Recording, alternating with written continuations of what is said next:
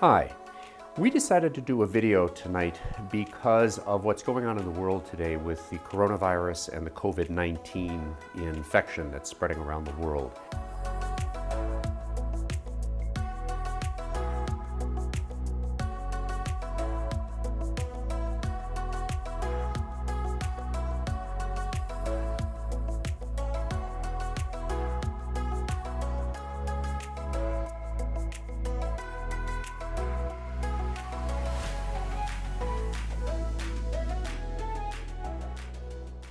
I wanted to approach this from the point of view of safety. I don't want to spend any time tonight talking about the virology. I also don't want to theorize about the socioeconomic, the political, the conspiracies that surround the source of the virus. Primarily, I want to look at this as an engineer would in terms of how you can keep yourself safe. And an engineer looks at understanding the basic principles, applies the available tools, and then tries to get the best results for the least expense, the most bang for the buck. So to understand how we can avoid getting sick is to understand how the virus gets us sick. The virus attacks the respiratory tract. There are receptors inside the lung that are vulnerable to the attack of the COVID-19 virus. And so if we can keep the virus out of our respiratory system, there's a good chance that we're going to get through this. And the best way to sort of begin this is to look at the most direct way that you would be able to contract the disease. And that would be a direct transmission of the viral particles from one individual to another. Now, what's interesting is if you go into a room or you go into some sort of a public space where you're going to be around other people, at some point you're going to find somebody who's sniffling or sneezing or coughing. And understand a cough can actually transmit viral particles as much as 6 feet, twice the distance from my fingers to my face. And the very smallest particles can actually move as much as 8 or 9 feet, in other words, 2 or 3 meters. And the smallest particles, because they are so small, we're talking submicron, they can persist in the air for a fairly long period of time because of thermal vibrations, Brownian motion, as well as the fact that when you expel these droplets, your breath has been warmed inside of your body, and so it tends to rise. So even though the particles are heavier than air, that rising air and those very tiny particles can persist in the air for minutes. So when you are exposed to somebody who is within that kind of distance, which is basically inside of a typical room, the first thing that you should do is stop inhaling. And if as quickly as possible, you want to put some sort of a barrier between you and the source of the virus, turn away and walk out of there. I mean, that's the most direct way that you can try to reduce the amount of particles that you're going to ingest. You're still probably going to be exposed, but what we're trying to do is reduce the exposure. If you go into a public space where there are multiple people or you're not going to be able to sort of predict and you can't act like some sort of a kung fu master, a good idea is to wear a mask. And a mask, unless you've got something like, say, a pressurized fighter mask, it's hermetically sealed with a separate oxygen or air tank, they're all going to inhibit the virus being able to enter you, but they're not going to be able to prevent it. The classic or the popular N95 mask, that's one of these down here. This mask is called N95 because it has a 95% chance of reducing or eliminating particles that are larger than 300 nanometers or 0.3 micron. But it can't stop all of the particles. And because the virus itself is as small as 100 nanometers, the reason that this is able to stop viral particles that are that small is because the vast majority of them are not going to be naked. They're going to be either adsorbed on the surface of droplets or absorbed, absorbed inside of droplets, and those droplets are going to have a range of sizes, all the way from millimeter size all the way down to nanometer size. And the way a mask will stop the virus from moving through it is not because it acts as a membrane or a grid. It acts more like a labyrinth. And so even though the pores themselves may be larger than the particles, because the masks themselves are hundreds of times thicker than the size of the particle itself, it provides a labyrinth so that the particles are likely to be caught, just like if you go bow hunting in the woods.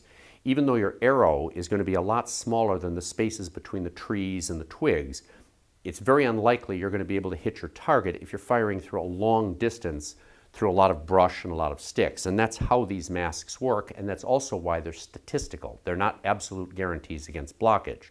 But even the cheapest painter's mask is still better than nothing, and it helps to reduce the amount of particles that you're going to ingest, and we'll get into that in just a second. Now, I wear glasses, as you can see, and so as a result, I tend to prefer the surgical style masks. The reason that these masks are kind of nice is because, first of all, there are 2 points to be able to tie them on your head. One going up above the glasses so you don't pull your glasses down.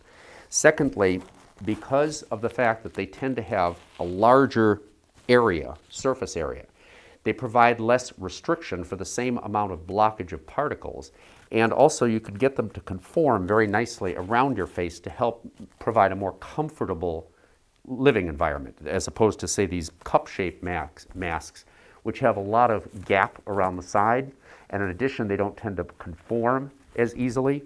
And the other thing about these things is they're more compact. It also has a second advantage, and that is kind of subtle, and that is it makes you facially aware. Because just like tying a ribbon around your finger when you're going shopping to remind you to buy something, because this thing is in front of your face, you're thinking about your face. And the other way that the particles can get into your body is through contact with your hands. So the great big thing that you can take away from this whole video is do not touch your face. It was interesting that there was a government scientist out in California a few days ago that did a speech, a public safety announcement. And she was talking about the importance of washing your hands and avoiding public spaces and also not touching your face. But during the video, she actually touched her own face 3 times in addition to licking her finger to turn the document over that she was reading from. Now, I'm not saying that she was hypocritical, it's just that people don't realize how frequently they touch their face. There was a recent study that shows that a typical average person touches their face 90 times a day, and you don't think about it.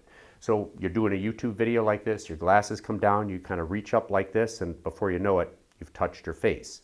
And when you touch your face, what happens is that any particles, any material that's on your hand can be wiped into the area of your mucous membranes, and you can ingest the particles and they can get into your lungs. Your hands are your connection with the world, and that's the way that you can get a lot of material onto your hands and then into your body. So do not touch your face, and your hands are a lot less dangerous. The danger that's associated with these particles is the fact that because of the fact that not only do they persist in the human body for as much as 27 days before they begin to show that you've got the infection, and the fact that you can shed these things while you're sick and even while you're recovering, they can survive on dry, cold surfaces for as much as 9 days. So even though you go into a room that you don't think anybody's occupied, every time you touch something, there's a good chance that you may wipe viruses onto your hands and then potentially onto your face. So keep your hands away from your face. Now, there are certain instances when you're not going to be able to avoid that, and that's why I used to always carry little hand wipes with me whenever I was in the car, just simply because you go to a fast food place, you get some grease on your hands and you want something moist to wipe your hands off. But the point is, now I'm carrying gloves with me. And the way a glove works is not as sort of a good luck charm or a talisman. It's simply a removable piece of skin that if you contaminate it, it allows you to remove it. So say you're going to go get gasoline at the gas station. What you do is you take a glove. You don't need 2. You can conserve by just putting it on one hand. Take the glove, get out of your car, open up the gas cap, then put the glove on, go ahead, get your gas, do everything that you're going to do with a public surface, and then when you're done paying for the gas, go ahead and take your glove off, and then go ahead and touch your car, close your gas cap, and keep your surfaces pristine. Another nice thing about these latex gloves, as opposed to, say, the nitrile gloves, is because they're very thin and very stretchable. If you're in a complex area and you know that you might have to go between clean surfaces and dirty surfaces, you can actually do like we did in some of our epoxy videos. You can do what's called double gloving. So you put 2 gloves on. When you're done contaminating the first layer, it's now as dirty as your hand would have become. You then remove this glove and you now have another clean glove that you can work with. This is a great way of keeping your hands as clean as possible by simply not contacting. Another kind of nice thing to do is to use a disinfectant. These wipes, these Clorox wipes, have a lot of inert material in them. There's some alcohol and lanolin, but what's the active ingredient in here is benzalkonium chloride. It's a relatively low irritation, pretty safe antiviral, antibacterial agent that is present in this material. It soaks into these towelettes at a 0.3% solution. And because, like I say, I always keep these in the car, I went to the Walmart a couple of days ago and I noticed all the shelves are empty. So people are starting to stock up on this stuff. So if you find that's the case, you're not stuck, because it turns out that you can order and you can buy benzalkonium chloride. We have a lot of this, and it comes in a 50% solution. So by diluting this down 150-fold, you can actually prepare a little spray bottle with, say, 50-50 alcohol and water, isopropyl or ethyl alcohol, it doesn't really matter, in water. Pour in enough so that you end up with a 0.3% solution. It's not irritating, doesn't smell, doesn't seem to cause any kind of dryness of your skin that the alcohol wouldn't. Spray a piece of paper towel and you've got an almost infinite number of wet towelettes. And the towelettes not only tend to be bactericidal, but they also just tend to be a mechanical elimination. So like the old chemistry theory, which is the solution to pollution is dilution. If you can wipe off mechanically 90% of all the material that has the viruses, what's left behind is then weakened and a little bit less likely to cause contamination. Now, if you stay nice and clean like this, one of the things that you have to consider is that because this virus is so widespread around the world right now, and because of the fact that there is such a long incubation period, surfaces that have this on it will allow the surfaces to be dangerous for as much as 9 days. It's very likely that over a period of another year or two, you're probably going to come down with this. This is probably going to become an endemic infective agent that we're going to have to live with going on into the future. And so at some point, there's a good chance that you may get sick. And so the real question that you have to then think about is like, geez, if I'm going to come down with this, how bad is it? One of the problems that we have in trying to determine really how dangerous this is because we don't really have a good handle on the denominator, how many people actually have this, because a large fraction of the people that come down with this do perfectly well. They don't get tested, they can pass it on, but they're part of the infective numbers. And so we don't know how risky it is, because when you think about it, more people die from influenza than die from Ebola. But the reason that is not because Ebola is less deadly if you get it. It's simply because so few people get it. If we look at the best studies that are out there, and those I believe are from South Korea, they have a huge number of test kits, and they decided, unlike the United States and Europe, to use a test kit that has a very high accuracy. It's reported to be about 95% accurate. And they've tested over 1 million people. It appears to be that the death rate associated with this, the mortality rate, is somewhere probably around, don't touch your face, probably somewhere around 0.5%, 1 in 200 people. Now, those 1 in 200 people represents about 5 times the death rate associated with the flu. So it is definitely more lethal, but it's more lethal than something that is relatively not lethal, not very dangerous. Nevertheless, because of the fact that you're talking about huge numbers of potential infected people, the impact it's going to have on the world and on the world support system, the hospitals and the medical community, is going to be a problem, because a much higher than 0.5% mortality rate involve people that need hospitalization, need ventilators, ICU care. And so if you're going to get the infection, it would be good to get it when not everybody else is getting it. In other words, the rest of the community is able to support you. That's part of the argument behind quarantining and trying to slow the spread of the disease, because we have a greater amount of duration over which we can spread our resources in order to give you the kind of care you need. Now, if you do decide that you want to try to eliminate your risks, you want to try to eliminate your contact with other people, and that means sometimes staying at home if you have the option, or maybe just minimizing the number of times that you are in contact, like going shopping. Now, we live in a fairly rural area. We have our own water, we have our own power, and we have a big house, so we can store a lot of supplies. We just pack away enough in our pantry that we really don't need to go to the store for long periods of time. And at this point, because of the virus, we've just kind of boosted up the supplies we have. If you're in a different situation where you live, say, in a condominium or an apartment, and you really don't have a lot of room, you want to think about how can you store up enough so that you're not necessarily living like, the boy in the bubble, but maybe you don't go out as often and maybe you have a little bit less chance of getting sick.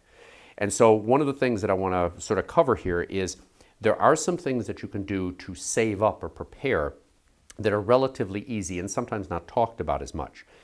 The density and the quality of the proteins and the foods that you need are based on the fact that you want something that's going to last a long time, something that doesn't cost a lot, and something that's compact. Now, everybody seems to talk about rice and pasta, but one thing that they often don't talk about is just plain sugar, sucrose. It's extremely dense, it's very low in terms of cost, and lasts years. And you can cycle through it if it turns out that you never need it, but storing up sugar. It is energy and keeps people alive. Another thing is you need oil. And you can think about using either peanut butter or nuts, but a couple of interesting alternatives is chocolate, cocoa. It's got a lot of fat in it. It tastes nice. You can use it with other things that you've got in storage. And it gives you a little bit of variety in terms of what you're going to eat. But also pure oil. You can cook with it. It's very dense, again, inexpensive, and lasts basically forever. So having a lot of oil available is important. Protein. Beans are a great source of protein, no question about that. Again, lasts a long time, dense and inexpensive.